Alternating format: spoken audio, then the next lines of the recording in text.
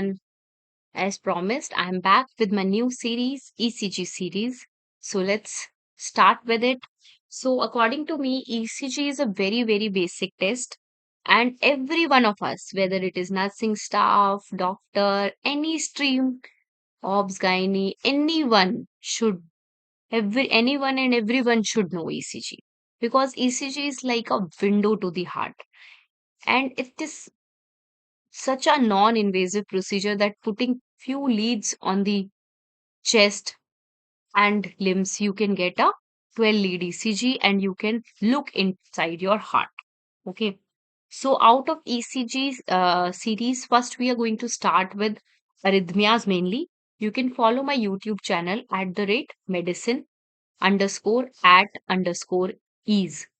So for any further videos, we'll continue. I'll put the videos on YouTube channel and on my Insta ID. So let's start with ECG series and let's start with arrhythmias being the most common and most confusing thing in medico's life. Okay. So I had shown you and I had put a question, a poll on the Insta that what do you think? What this ECG shows? Is it a supraventricular tachycardia or is it a sinus tachycardia? I got a very mixed result. Almost, it was like almost 50-50%. Everybody thinks this is half of people thinks it's sinus tachycardia, half of the people thinks it's supraventricular tachycardia. So I decided to make the video because it seems to be very confusing sometimes to identify and to differentiate SVT from sinus tachycardia. Okay, so let's see.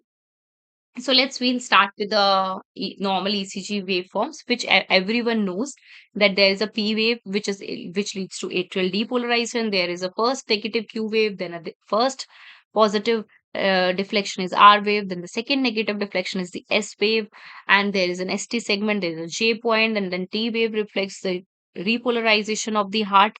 And everybody knows about the QR restoration, PR interval, QT durations. So considering that you know the basic ECG, although if needed and if required, I will definitely be very happy to make a video on basics of ECG. But considering that we have to start with arrhythmias and considering that, okay, everybody almost in MBBS knows what is PQRST, knows what is normal ECG, a completely normal ECG. Most of the people knows it. And nothing to worry about. If you don't know it, I will upload the next video according to demand on normal ECG waveforms as well. Okay. So considering that we know it, so we will further proceed to step up our ECG skills. Okay. So for that purpose, we are talking about arrhythmias. So there is a rhythm. मतलब in our whole body वैसे तो there is a rhythm of everything है ना, because it all depends upon electrical signals. So there's a rhythm, there is a sare gamma pa for heart. That is, a thing will start with the SA node and it will lead to Purkinje fibers. It cannot be other way round. It cannot go from here and there that RA will someday RA thinks, okay, I don't need SA node today. I will generate like rhythm and everybody will work according to me. This is how, if this all happens, it will lead to some arrhythmia which we need to identify. Okay, if everything goes smoothly, then it is a sinus rhythm. If everything does not go smoothly, then it is some arrhythmias. So anything not in rhythm is arrhythmia. Okay, although I know that you know it, but still let's revise it. Normal conduction pathways, SA node followed. SA node is the node or the specialized cardiac fibers, which is situated at the junction of SVC and RA. So embryologically, SVC and RA are derived from two different structures. They fuse and form a muscular ridge, and that ridge, muscular ridge SA node is found. It is in the lateral border of this junction. Okay, and um, as you all have seen that while putting a central line in ICU or in a red zone emergency, we generally look towards the ECG. ECG is a must thing to, if it's not an emergency, if it's not a dire emergency, ECG is a must thing to that you put a ECG while putting an IJV line, IJV central line, because as you enter the RA through SVC, because we have to keep the central line in and around a little bit above the SVC and RA, SVC and RA junction, almost at a little bit 1 centimeter above the SVC and RA junction. But if we go a little bit deep, then we see arrhythmias due to stimulation of SA node. So we withdraw the guide wire and then we put the center line where we don't get any arrhythmias. Okay. So it is controlled by autonomic fibers, means parasympathetic and sympathetic fibers. Parasympathetic fibers and sympathetic fiber creates a baseline SA node rhythm. Okay, the control. So you know it. Okay, predominantly it is parasympathetic fiber in normal situation when we don't have anything. It's parasympathetic fiber which dominates more than a sympathetic fiber. Sympathetic fiber comes into play when you have a fever, you're doing exercise, you're doing something. So that sinus sinus rhythm or heart rate can be increased according to demand. But majorly, sinus node is under the parasympathetic control when everything is normal. Then of course सी बात है, SA node RA में है तो पहले RA को stimulate करेगी followed by LA and LA, RA and LA तक सब कुछ सही था, पर एवी नोड है हमारा जिद्दी बच्चा, मतलब कि एवी नोड पे there would be a definitely AV nodal delay, that is completely physiological, that is why we otherwise we could have got कि भाई पी वेव के बाद तुरंत क्यू वेव आ जाती यहीं पे, पर ऐसा नहीं हुआ। पी वेव के बाद तुरंत क्यू वेव भी तो आ सकती थी यहीं पे, पर ऐसा नहीं हुआ। पर ऐसा क्यों नहीं हुआ? क्योंकि there is a some delay and this delay will cause you PR interval, this is called AV nodal delay, क्योंकि हमारा एवी नोड थोड़ा सा जिद्दी है और वो इस पीआर इंटरवल को सारे कंडक्शन सब सब पाथवेज को सब चीजों को इतनी इजीली एट्रिया से वेंट्रिकल तक जाने नहीं देता, ठीक है। So it will cause a delay and this duration is called PR interval, and it is very important for us to remember this duration. This is 0.1 to 0.22 seconds. Okay, as is with the QRS duration, less than 0.12 seconds is the normal QRS duration, and we should know it. Okay, and then uh, you will see all brady and tachyarrhythmias are somehow or the other, there are arrhythmias which are not related to AV node, that is true, but many of them are related to AV node. So either it is a re-entry phenomena or it is a AV nodal block. A few things revolve around AV node. So AV node is a very, very important thing in conduction pathway. Then it leads to bundle of His, which is the fastest conduction pathway we know of in the heart. Then it divides into right bundle branch block, left bundle branch block, uh, and then left and anterior and posterior bundle branch. And the Purkinje and then at last they all terminate into Purkinje fibers, which are the smallest, and they are embedded in the endocardium. So depolarization.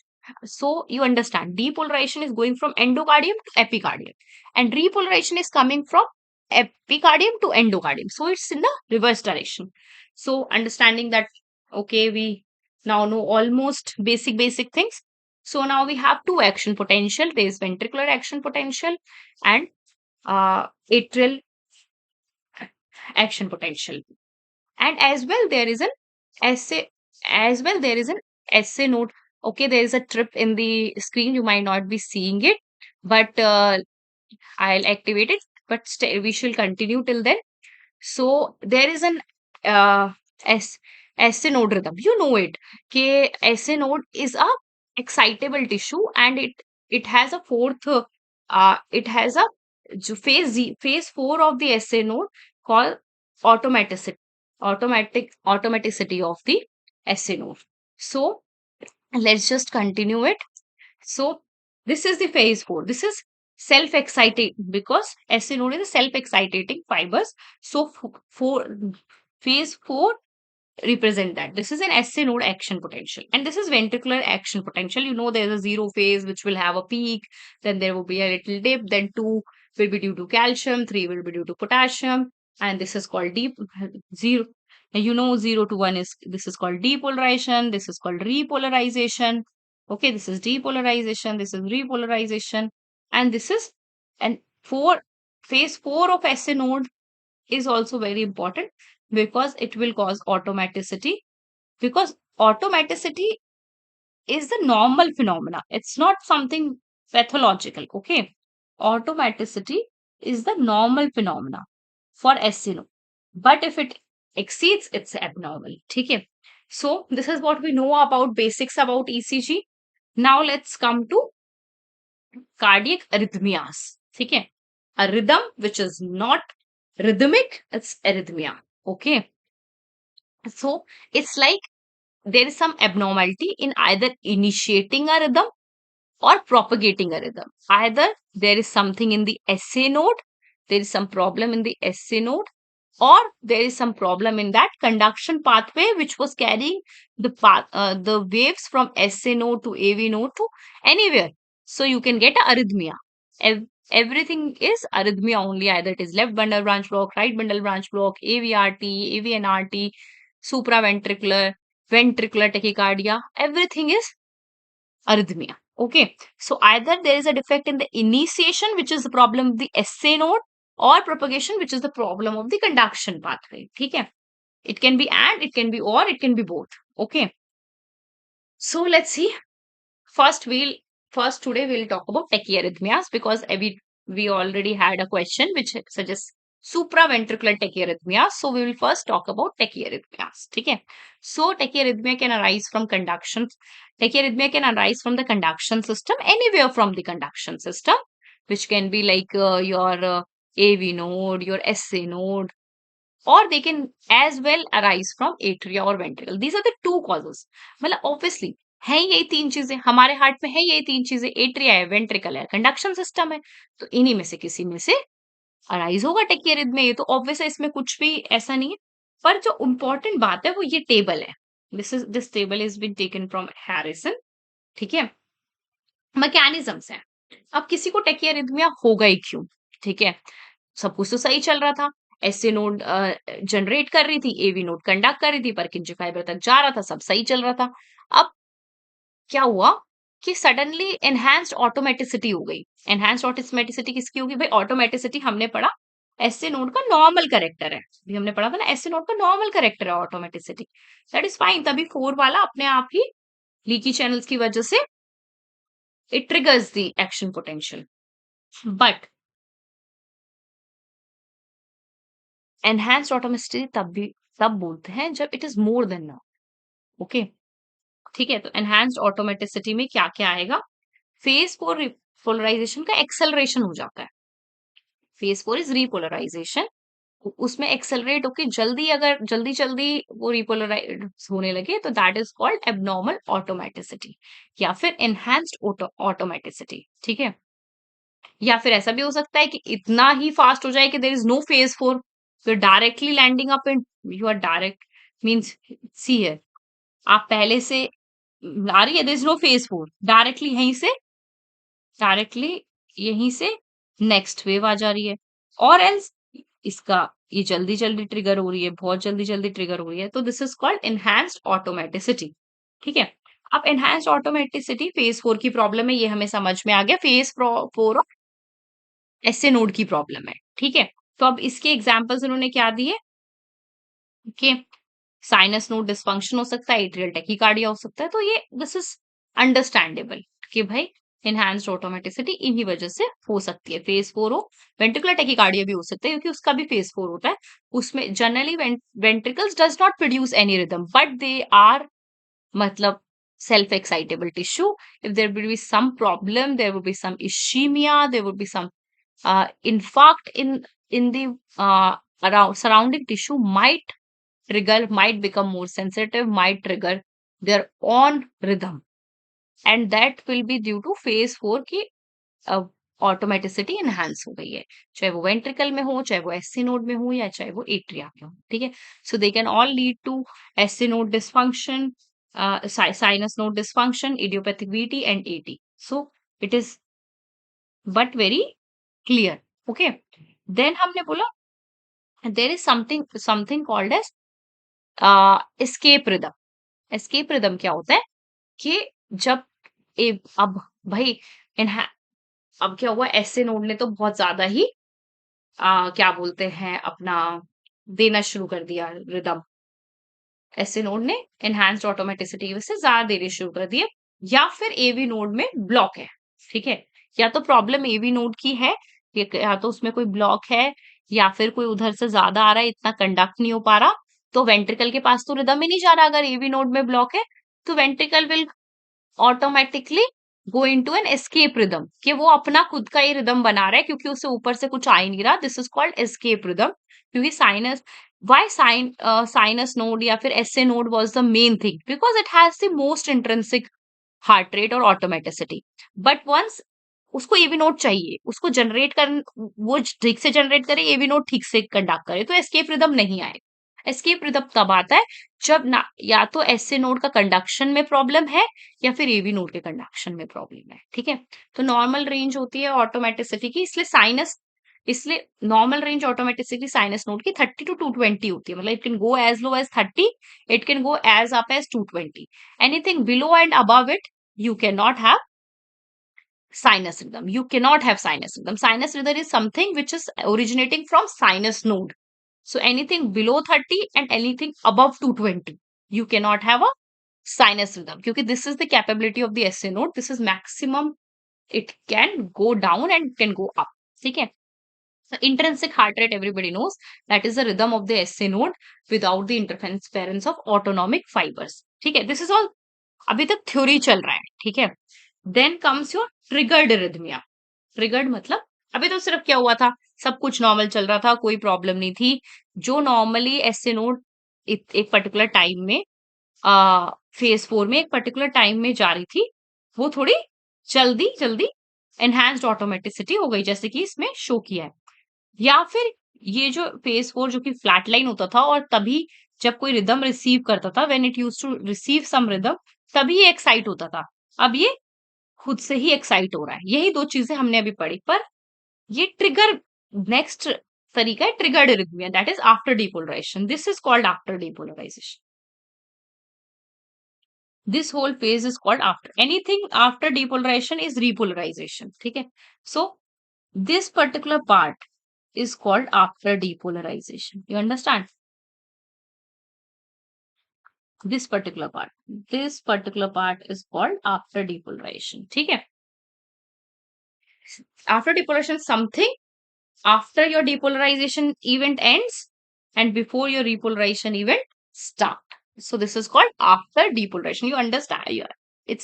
It's understandable that after depolarization something after depolarization and before repolarization starts. ठीक है, so you can trigger the arrhythmia after depolarization. अब क्या हुआ, this is called triggered arrhythmia. अभी क्या था, muscle आराम से थी, कोई प्रॉब्लम नहीं थी, वेंट्रिकल आराम से अपना डिपोलराइज हुए, जीरो फेज में, वन फेज में उसने हल्का सा रिपोलराइज किया, कैल्शियम की वजह से एक प्लेट्यू आया, आफ्टर डिपोलराइजेशन में गया, डिपोलराइज, आफ्टर डिपोलराइजेशन में गया, धीरे धीरे मतलब रिपोलराइज हुआ और खत्म। This is what happened. अब आफ्टर डिपोलराइजेशन वाले जो फेज होता है, जो रिपोलराइजेशन फेज होता है, वहां पर जनरली फाइबर्स रिएक्टिव टू या फिर मतलब receptive to the new stimulus नहीं होते। ठीक है, बट अगर आप ऐसे फेज में डिपोलराइजेशन करते हो जहां पे वो पार्शली रिसेप्टिव हों, तो उस टाइम पे आप इसको ट्रिगर कर सकते हो। तो इसका रीजन होता है इंट्रासेलुलर कैल्शियम लोडिंग। इसका सबसे अच्छा एग्जाम्पल है ट्रिगर्ड एरिथमिया का टॉर्सिडेज डी पॉइंटस। ठीक है, क्योंकि क्यूटी प्रोलॉन्गेशन हो जाएगा। क्यूटी क्या है, हमने अभी भी देखा था, क्यूटी इज क्यूआरएस से टी तक का टाइम। ठीक है, अगर तुमने आफ्टर डिपोलराइजेशन का कुछ भी किया तो ये क्यूटी जो चीज है ये प्रोलॉन्ग हो जाएगी, क्योंकि क्यूआर आपका ये जो टाइम आफ्टर डिपोलराइजेशन है वो प्रोलॉन्ग हो जाएगा, क्योंकि आपकी नेक्स्ट वेव आ चुकी है। ठीक है, सो दिस इज कॉल्ड अपना ट्रिगर्ड अरिथमिया। ठीक है, सो no problem, it again went off, like okay, so this is called triggered arrhythmia. Then we'll go to re-entry. Re-entry phenomena होता है कि वो दो तरह के हो सकता है, या तो री-एंट्री एनाटॉमिकल होगा, कि री-एंट्री कब होगी, कोई एक साइड का यूनिडायरेक्शनल ब्लॉक हो जाए, उसको री एंट्री कहते हैं। ठीक है, एक साइड ब्लॉक हो जाएगा तो दूसरी साइड से घूम के आ जाएगा, उसे री एंट्री कहते हैं। ठीक है, बट इसे री एंट्री कहते हैं। तो let's just understand, after depolarization हो गया, टॉर्सिटीज डी पॉइंटस हो गया, री एंट्री हो गई। री एंट्री में हम बोल रहे हैं या तो एनाटमिक होगा या फंक्शन होगा। एनाटमिक ही ज्यादा कॉमन है कि कोई एनाटमिक डिफेक्ट है, मीन्स कि एक परमानेंट कंडक्शन पाथवे डिफेक्ट है। कि जैसे कि ये एक फोटो देखो, ये री एंट्री की फोटो है। ठीक है, तो हम समझने की कोशिश करते हैं, ये री एंट्री की फोटो है। अब ये एनाटमिक दिखाया हुआ है इन्होंने। ठीक है, कैसी एनाटमिक है कि ये मान लो ये कोई कंडक्शन पाथवे था, सपोजिटली इसको मान लो ये एवी नोड थी। ठीक है, ये एवी नोड थी। अब ये कोई कंडक्शन पाथवे था, आइडली तो क्या होना चाहिए था, इसको ऐसे जाना चाहिए था और अपना ऐसे जाके और ऐसे चला जाता आराम से, कोई दिक्कत नहीं होती। ठीक है, पर क्या हुआ, अब यहाँ पर क्या हुआ, ये तो ब्लॉक हो गया, यहाँ से तो ये जा नहीं सकता है।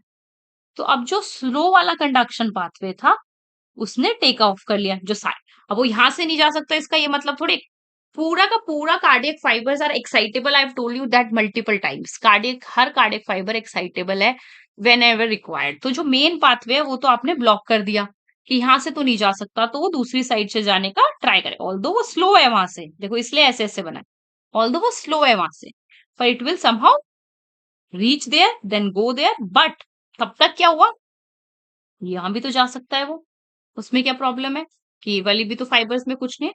तो उसने फिर अपनी डायरेक्शन पकड़ी कि I can go this way as well, तो उसने यहां से जाना शुरू किया और जाके कंडक्ट हो गया बगल से, and this will again cause re entry circling, this is called re entry. ठीक है, this this phenomena will keep on happening, keep on happening, keep on happening. ठीक है, हम समझ गए ना। ठीक है, this is called re entry. ठीक है, तो अभी हमने तीन चीजें पढ़ी, क्या क्या पढ़ी, एनहांस्ड ऑटोमेटिसिटी, कि जो हमारे ऑटोमेटिसिटी जो कि एसए नोड में है या जिनमें ऑटोमेटिसिटी सब में होती है वेन एवर रिक्वायर्ड। ठीक है, तो या तो एसए नोड जिसमें मैक्सिमम ऑटोमेटिसिटी है या फिर वेंट्रिकल्स जिसमें सिचुएशनल ऑटोमेटिसिटी आ सकती है, उनमें इनहांस्ड ऑटोमेटिसिटी हो गई, फेज 4 फटाफट होने लग गया। ठीक है, तो या तो वेंट्रिकुलर टेकिकार्डिया हो सकते हैं या एट्रियल टेकिकार्डिया हो सकते हैं, साइनस नोड डिस्फंक्शन। फिर हमने पढ़ा ट्रिगर्ड, फिर हमने पढ़ा कि ट्रिगर्ड एक्टिविटी भी कोई चीज होती है। तो ट्रिगर्ड एक्टिविटी में हमने पढ़ा आफ्टर डिपोलराइजेशन मेन है। ठीक है, आफ्टर डिपोलराइजेशन मेन है। आफ्टर डिपोलराइजेशन हमने पढ़ा ही था कि आफ्टर डिपोलराइजेशन कौन सा एरिया है हमारा, ये वाला एरिया जो डिपोलराइजेशन के बाद है, this area which is after depolarization. ठीक है, तो वो अर्ली हो सकते हैं या फिर वो डिलेड हो सकता है। अर्ली वाला तो हमको पता ही है, टॉर्सिडीज डी पॉइंटस हमने पढ़ा, टॉर्सिडीज डी पॉइंटस या फिर पीवीसीज, बीपीसीज या पीवीसीज जिन्हें बोलते हैं, वो भी तो ये होता है, प्री मेच्योर वेंट्रिकुलर कॉन्ट्रैक्शन है। प्री मेच्योर मतलब बिफोर पूरा रिपोलराइजेशन होता और फिर वेंट्रिकल कॉन्ट्रैक्ट करता, उससे पहले ही एक बीच में ही रिदम आ गई और उसने या फिर ऑटोमेटिसिटी आ गई, उसने क्या किया, आफ्टर डिपोलराइजेशन वाले फेज में उसको ट्रिगर कर दिया। अब वो पार्शियली रिसेप्टिव था उस फेज में और वो ट्रिगर हो गया और वीपीसीज आ गई। ठीक है, डिलेड में भी वीपीसीज आ सकती है, वेंट्रिकुलर टेकिकार्डिया भी इसमें हो सकता है, और डिजिटालिस टॉक्सिसिटी भी इसी का एग्जाम्पल है। तो रिपरफ्यूजन वीपीसीज वीटी आ सकता है, वीटी विद डिजिटालिस टॉक्सिसिटी हो सकता है इसमें। तो ट्रिगर्ड एक्टिविटी का यही वो है कि भाई you have triggered it in between after depol. Then comes the re entry, हमने पढ़ा री एंट्री एनाटमिकल हो सकती है, फंक्शनल हो सकती है। ठीक है, एनाटमिकल भाई कोई स्कार है, कोई इस्कीमिया हुआ, इन्फाक्ट हुआ, उसकी वजह से कोई स्कार है, और एक्सेसरी या फिर कोई एक्सेसरी पाथवे बन गया है। ठीक है, या यूनिडायरेक्शनल ब्लॉक हो सकता है या वेव, ये दिस इज नॉट इम्पोर्टेंट, बस हमें ये समझना है जो री एंट्री मैंने बताई थी, दिस वन। ठीक है, this is called abnormal automaticity. Ideally क्या होना चाहिए था, ये ऐसे जाता है ऐसे जाता है, ये ऐसे नोड बना है इन्होंने। ठीक है, सपोजिटली क्या है, ये ऐसे नोड का ही वेव फॉर्म है, तो ये ऐसे नोड ऐसे जाता है और ऐसे जाता और यहां पर जाके इसे होना चाहिए, पर वो पहले ही ट्रिगर हो गया, तो this is called abnormal automaticity, this is called re entry. अब क्या हुआ, ट्रिगर्ड एक्टिविटी अर्ली भी हो सकती है, डिलेड भी हो सकती है। अब इनिशियल 1/3 फेज में तो कंप्लीटली रिफ्रैक्टिव होते हैं fibers, completely refractory to the next. तो इस वाले एरिया में तो कोई भी सिग्नल आएगा तो कुछ भी हो जाए, होगा नहीं। पर जो लास्ट का 2/3 पार्ट होता है उसमें वो फिर भी पार्शली रिसेप्टिव होते हैं। तो वहां पर कोई भी ट्रिगर आएगा तो वो स्टिमुलेट हो सकते हैं। दिस इज कॉल्ड ईयरली और दिस इज कॉल्ड डिलेड जब वो लास्ट में आ रहा है। तो it will again cause a new rhythm. तो ये this is simple. These are three mechanism. अब सारे अरिथमियाज इसी के आसपास है, चाहे वो वेंट्रिकुलर हो, चाहे वो सुप्रा वेंट्रिकुलर हो, या कुछ भी हो। अब हमारा आज का टॉपिक था, because ECG is a very lengthy topic, it's very difficult to cover it in one lecture or even 3-4 lectures. So first today we will be focusing on supraventricular tachycardia, anything above ventricle। Ventricle से ऊपर क्या क्या है हमारी knowledge में? AV node है, atria है, SA node है। तो anything above this thing, anything above left, जब AV node will give you left and right bundle branch, उससे ऊपर जो भी कुछ है वो सब सुप्रावेंट्रिकुलर है। ठीक है।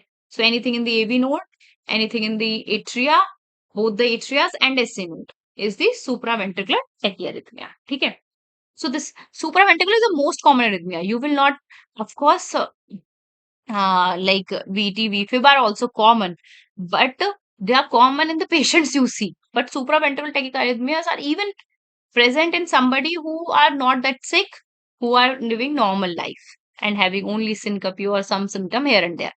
ठीक है। तो supraventricular tachyarrhythmias are the most common arrhythmias you know of. ठीक है। और सुप्रावेंट्रिकुलर इसका नाम इसलिए रखा गया है कि it's an anatomic origin, anything above AV node, above ventricle, that could be, that is what we told, it could be atria, it could be AV node. So anything above atria will be forming a mostly a narrow QRS। ठीक है। Narrow QRS ही होगा इसका। कभी भी anything from ventricle और इन सब से जो भी बनेगा ना वो वाइड क्यूआरएस होता है, क्योंकि उनका कंडक्शन थोड़ा स्लो होता है। अब जो भी चीज मैं समझाने की कोशिश करती हूँ, let's do it once again, it is just disconnected again and again. Wait, इसको तो समझाना ही पड़ेगा, तो will have to write it only. So it's important to see the screen. Let's just see, we getting it.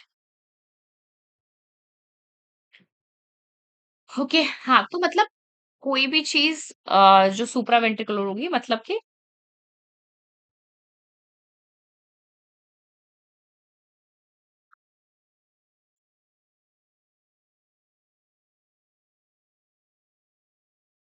कोई भी चीज जो सुप्रा वेंट्रिकुलर होगी,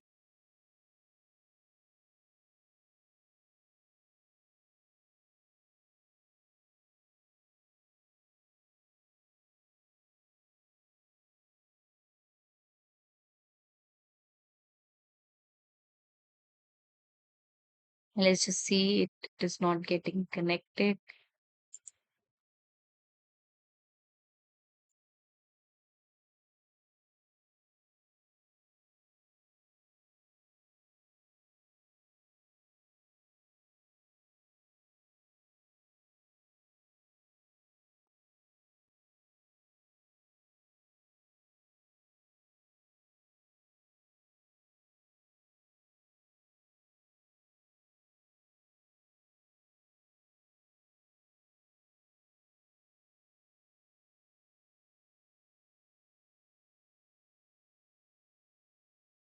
सो कोई भी चीज हम तो बस, मतलब let's begin till the time it gets connected. तो सुप्रा वेंट्रिकुलर होगी तो कुछ भी जो वेंट्रिकल से ऊपर है, तो सुप्रा वेंट्रिकुलर में हम समझने की कोशिश करते हैं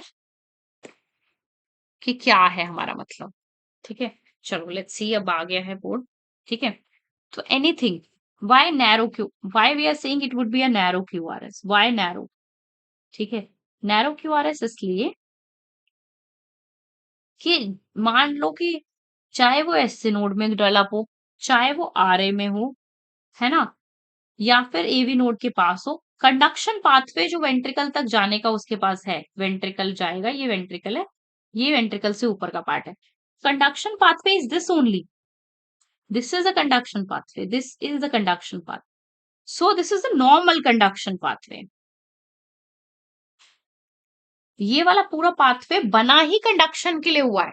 this whole pathway is there for conduction, so it is the fast pathway.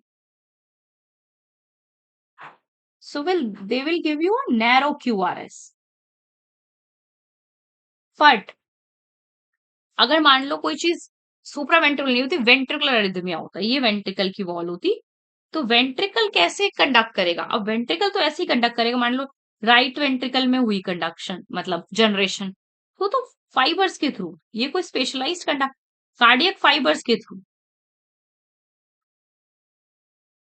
This is not something very specialized conduction pathway, ये कोई स्पेशलाइज्ड कंडक्शन पाथवे थोड़ी है, तो ये स्लो है, so इसलिए इसमें वाइड क्यूआरएस कॉम्प्लेक्स बनेंगे, ये रीजन है।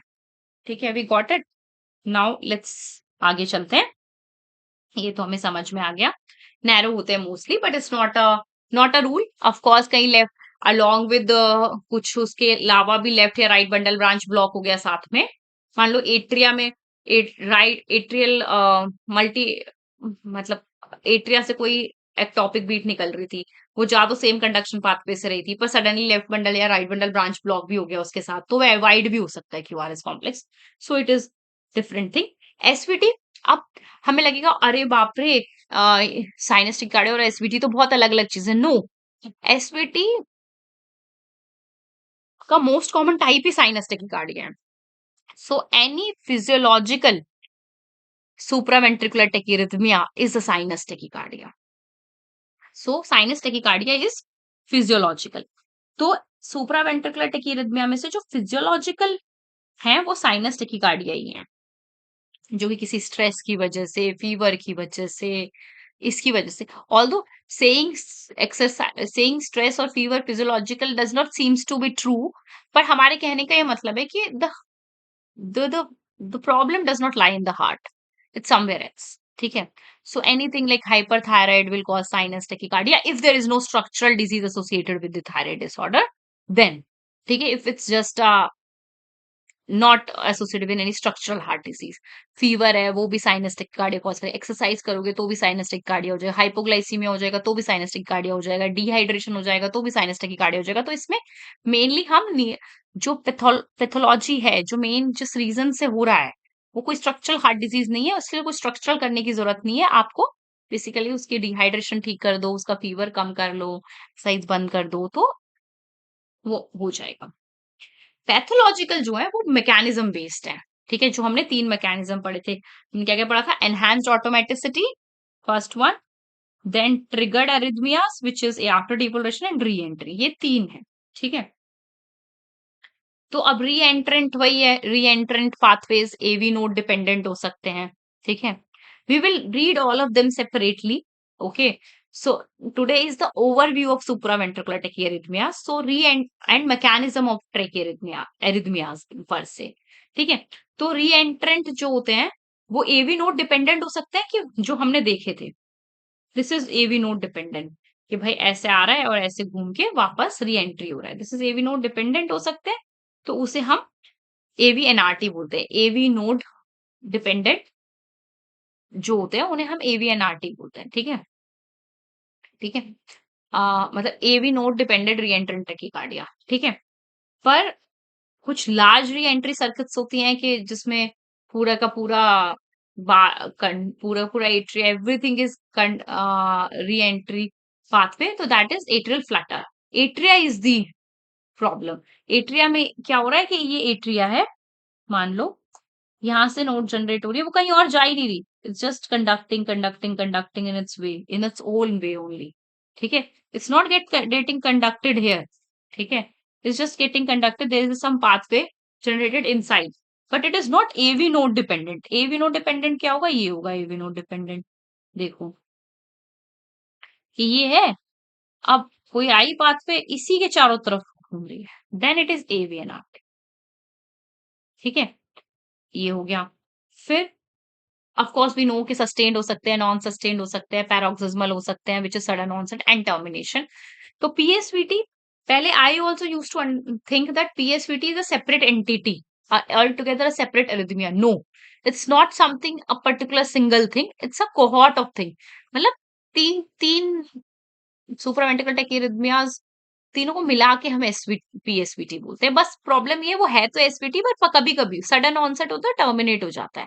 That is PSVT. ठीक है. तो generally PSVT does not have any structural heart disease. ठीक है. एसवी जो पीएसवीटी है उसमें सब कुछ आ सकता है. क्या क्या आ सकता है वो आप देख लो. एवी नोड री एंट्री आ सकता है, एवीआरटी आ सकता है, और एट्रियल टैकिकार्डिया. मतलब एवी नोड री एंट्री आ सकता है, AVRT. What is the difference between AV and RT and AVRT will read the next time. ठीक है. बट इसमें क्या है, इन तीनों में ही 1:1 एवी रिस्पॉन्स है. 1:1 मतलब जितने एट्रिया बना रहा है वेंट्रिकल उतने कंडक्ट कर रहा है. There is nothing in between. ऐसा नहीं. एट्रियल फ्लटर में क्या है या एट्रियल फिब्रिलेशन में क्या है कि it is not conducting the same. Atria के ज्यादा है, वेंट्रिकल कम है, पर इनमें सेम है. एवी नोड री एंट्री में, एवीआरटी में, वेंट्रिकुलर एट्रिया का. So they are more common in whom there is no structural heart disease. So first step in diagnosing SVT is to consider and rule out sinus tachycardia, because sinus tachycardia is a form of is a type of physiological supraventricular tachyarrhythmia. So first step in diagnosing SVT is to consider and rule out sinus tachycardia, and most common SVT is sinus tachycardia only.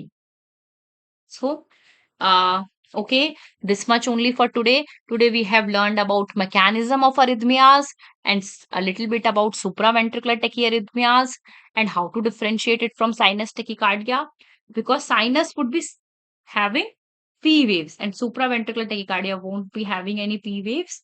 So here in this ECG you can see there are P waves. You can very clearly see the P waves, P waves, P waves. So this can P waves. So this cannot be SVT. This is a sinus tachycardia. Although SVT, sinus tachycardia is a type of SVT only, but we are just dealing with sinus tachycardia. No structural heart disease. Kindly in such type of ECG, kindly treat the cause. So this much only for today, and next time we will read about AVRT, AVNRT, how are they different, what is atrial flutter, what is atrial fibrillation. And good night, take care, and follow my YouTube channel at the rate medicine _@_ease. Thank you. Goodbye. Take care.